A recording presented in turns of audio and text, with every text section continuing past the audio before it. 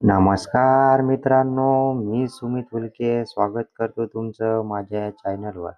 तर आजच्या या व्हिडिओमध्ये आपल्याला बघायचं आहे का जे एम-पी-एस-सी आहे, जे महाराष्ट्र लोकसेवा आयोग आहे, त्यांनी जे आपली उत्तरपत्रिका आहे त्याच्यामध्ये बदल केलेला आहे आणि त्याच्यात काय बदल झालेले आहे आणि कोणत्या तारीखपासून हे बदल लागू होणार आहे. तर याची सविस्तर माहिती आजच्या व्हिडिओमध्ये आपण बघणार आहोत. तर चला मित्रांनो व्हिडिओला सुरुवात करूया. तर आपण बघू शकतो मित्रांनो, हा जो जी-आर आहे, परिपत्रक आहे, 24 डिसेंबर 2025ला प्रसिद्ध झालेला आहे. आपण बघू शकतो. याच्यामध्ये विषय दिलेला आहे वस्तुनिष्ठ बहुपर्यायी परीक्षेच्या सुधारित उत्तरपत्रिकेबाबत. जे आपली उत्तरपत्रिका आहे, जे आन्सर शीट आहे, त्याच्यामध्ये खूप सारे चेंजेस झालेले आहे, बदल झालेले आहे. तर ते आता आपल्याला एक-एक करून बघायचे आहे मित्रांनो.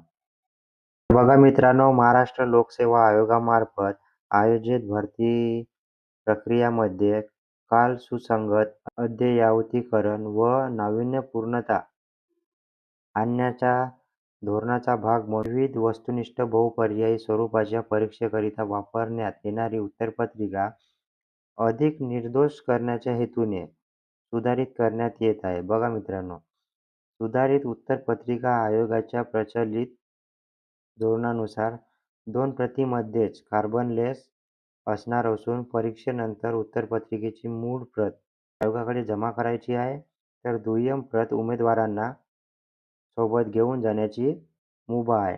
उत्तरपत्रिकेच्या नमुन्यामध्ये तसेच वर्तुळ छायांकित करण्याच्या पद्धतीमध्ये खालीलप्रमाणे सुधारणा करण्यात येत आहे. तर बघा आता कोणत्या सुधारणा आहे ते आपण एक-एक करून बघूया. तर आपण बघू शकतो सुधारित उत्तरपत्रिकेची मूळ प्रत 2 भागात असणार आहे. भाग 1 केवळ उमेदवारांना उत्तरे नमूद करण्यासाठी आहे. तर भाग 2 मध्ये परीक्षेचे नाव, उमेदवाराचा बैठक क्रमांक, विषय संकेतांक, प्रश्नपत्रिका क्रमांक, उमेदवाराची व समवेक्षकाची स्वाक्षरी इत्यादी वैयक्तिक तपशील नमूद करण्यात येईल. तर बघा 2 भागामध्ये आपली जे उत्तरपत्रिका आहे ते राहणार आहे आणि त्याच्यामध्ये बघू शकतो आपण एक मूळ राहणार आहे, कार्बनलेस राहणार आहे. तर पहिल्या ह्याच्यामध्ये जे उत्तर नमूद करायचे आहे आपल्याला आणि दुसऱ्या ह्याच्यामध्ये आपला बैठक क्रमांक, संकेतांक, प्रश्नपत्रिका क्रमांक, उमेदवाराची समकक्षाची स्वाक्षरी, त्या वैयक्तिक तपशील राहणार तो आपल्याला फिलअप करायचा आहे. उमेदवाराचा बैठक क्रमांक 8 अक्षरांक अल्फान्यूमरिक ऐवजी 7 अंकी न्यूमेरिक असणार आहे. तसेच सदर बैठक क्रमांक संबंधित जाहिरातीस अनुसरून पूर्ण निवड प्रक्रियेकरिता कायम राहील. तर बघा जो 8 अक्षरी आपला अल्फान्यूमरिकल बैठक क्रमांक राहत होता, तर त्याच्याऐवजी आता 7 अंकी न्यूमेरिक असणार आहे आणि जो सदर बैठक क्रमांक आहे, त्याच्या संबंधित जे जाहिरातीस अनुसरून संपूर्ण निवड प्रक्रियेकरिता कायम राहणार आहे. म्हणजे एकच आपला जो अंक राहणार आहे, बैठक क्रमांक, तो एकच राहणार आहे शेवटपर्यंत. उमेदवाराचे मूळ उत्तरपत्रिका जमा केल्यानंतर उत्तरपत्रिकेचा भाग 1 पासून भाग 2 समकक्षाने वेगळा करायचा आहे. बघा, समोर आपण बघू शकतो प्रचलित पद्धतीनुसार कोणत्याही प्रश्नाची अचूक उत्तरे नोंदविताना उत्तरपत्रिकेवरील 4 पर्यायांच्या वर्तुळामधून एक वर्तुळ नोंदवायचे असले तरी उत्तरपत्रिकेच्या 5व्या पर्यायाचे वर्तुळ नव्याने समाविष्ट करण्यात आले आहे. तर बघा मित्रांनो, आजपर्यंत आपल्याला माहीत आहे का जे उत्तरपत्रिकेमध्ये 4 ऑप्शन राहायचे. 4 पैकी जे उत्तर राहायचं ते आपण रंगवत असतो आणि ज्यांचं उत्तर आपल्याला नाही आलं ते आपण ब्लँक सोडून देत होतो. पण आता तसं नाही राहणार आहे.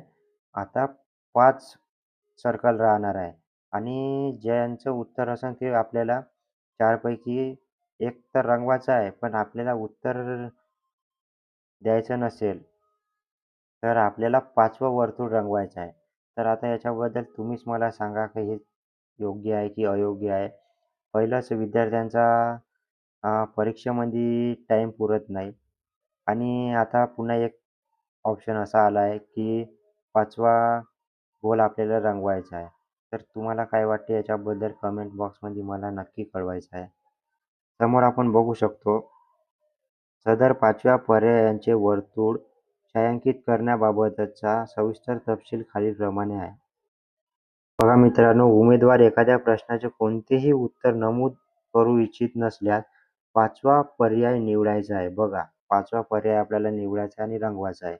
उमेदवाराने प्रत्येक प्रश्नाकरिता उत्तरपत्रिकेवरील 5 पैकी कोणताही एक पर्याय निवडणे अनिवार्य आहे. अन्यथा सदर प्रश्नाकरिता गुणाच्या 25% अथवा 1/4 गुण उमेदवाराला प्राप्त होणाऱ्या एकूण गुणांमधून वजा करण्यात येईल. म्हणजे 1/4 निगेटिव्ह मार्किंग जे आहे आपली, तर त्याच्यानुसार आपण जर गोल रंगवला नाही, आपल्या हातानं राहून गेला, तर आपला तो निगेटिव्ह मार्किंगमध्ये मायनस करण्यात येईल. तर अशा प्रकारे बघू शकतो आपण चेंजेस केलेले आहे. समोर पण काही दिलेले आहे. उत्तरपत्रिकेमधील सुधारणेसह उत्तरपत्रिकेच्या मूल्यांकनाच्या पद्धतीमध्येही काही बदल करण्यात आले असून सदर कार्य व पद्धतीचा तपशील खालीलप्रमाणे आहे. खालील प्रकरणी प्रत्येक प्रश्नाकरिता 25% 1/4 गुण एकूण गुणांमधून वजा कमी करण्यात येतील. हे जे 4 पॉइंट दिलेले आहे, त्या 4 पॉइंटनुसार आपल्याला 1/4 निगेटिव्ह मार्किंग म्हणजे आपली पेपरमध्ये लागणार आहे. तर पहिलं आपण बघू शकतो 5 पैकी एकही पर्याय छायांकित न करणे. जर आपण 5 पर्यायापैकी एकही पर्याय छायांकित नाही केला, सगळे ब्लँक ठेवले, तर आपल्याला 1/4 मार्क कट होणार आहे. एकापेक्षा जास्त वर्तुळे छायांकित करणे किंवा तसा प्रयत्न करणे, असं पण केलं तर आपलं मार्क कट होणार आहे. उत्तरामध्ये दुरुस्ती करणे किंवा तसा प्रयत्न करणे.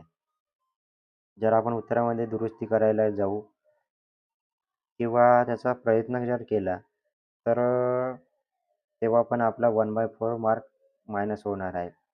म्हणून आपल्याला एकच सर्कल कोणताही 4 पैकी एक ऑप्शन आपला आन्सर लिहायचा आहे. जर आन्सर नसेल द्यायचा आपल्याला, तर आपल्याला 5वा पर्याय आपल्याला गोल करायचा आहे. उत्तरपत्रिकेमध्ये निवडलेले प्रत्येक चुकीचे उत्तर आणि प्रत्येक चुकीच्या उत्तरासाठी आपल्याला निगेटिव्ह मार्किंग राहणारच आहे मित्रांनो, ते आपल्याला माहीतच आहे.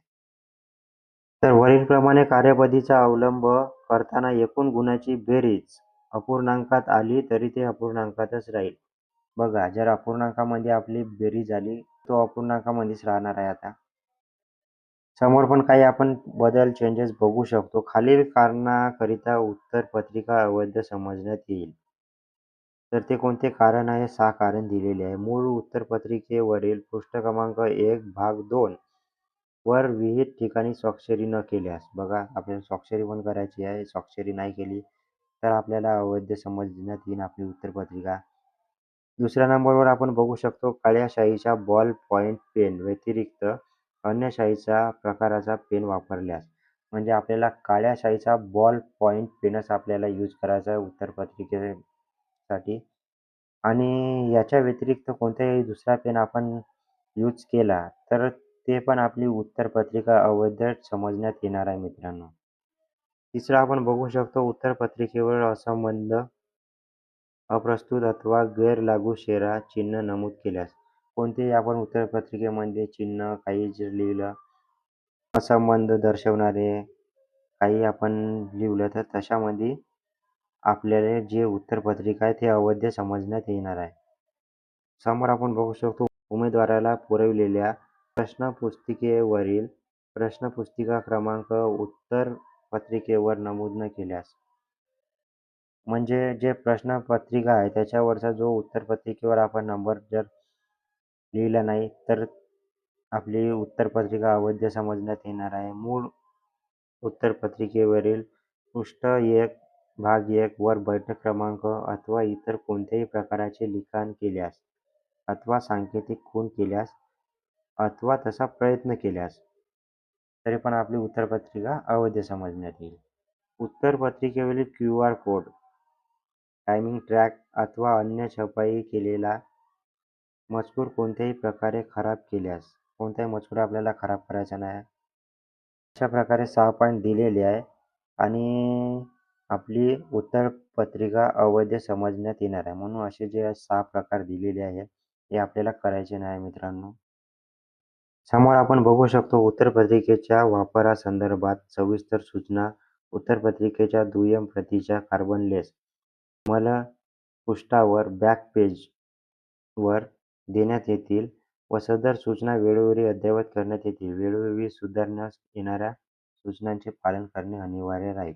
आपण बघू शकतो आणि मोस्ट इम्पॉर्टंट राहणार आहे आता डेट. कधीपासून हे लागू होणार आहे? तर आपण 4थ्या पॉईंटमध्ये बघू शकतो. प्रस्तुत कार्यपद्धतीचा अवलंब 1 मार्च 2026 नंतर आयोजित सर्व परीक्षा भरती प्रक्रियेकरिता करण्यात येईल. म्हणजे आपण बघू शकतो जे 1 मार्च 2026 नंतर कोणतीही परीक्षा होईल, तर आपल्याला हे जे चेंजेस आहे, बदल आहे आपल्याला आपल्या उत्तरपत्रिकेमध्ये बघायला मिळणार आहे. अशा प्रकारे जी आपली आन्सर शीट आहे, उत्तरपत्रिका त्याच्यावर असे बदल होणार आहे आणि ह्या जे रूल्स आहे सगळे तर 1 मार्च 2026 नंतर कोणतीही परीक्षा झाली जे महाराष्ट्र लोकसेवा आयोग राबवत असतात, तर त्याच्यामध्ये आपल्याला दिसून येणार आहे.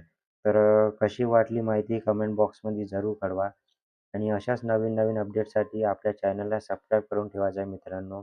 चला तर भेटूया पुढील व्हिडिओमध्ये पुढील अपडेटसोबत. खूप खूप धन्यवाद मित्रांनो. जय हिंद.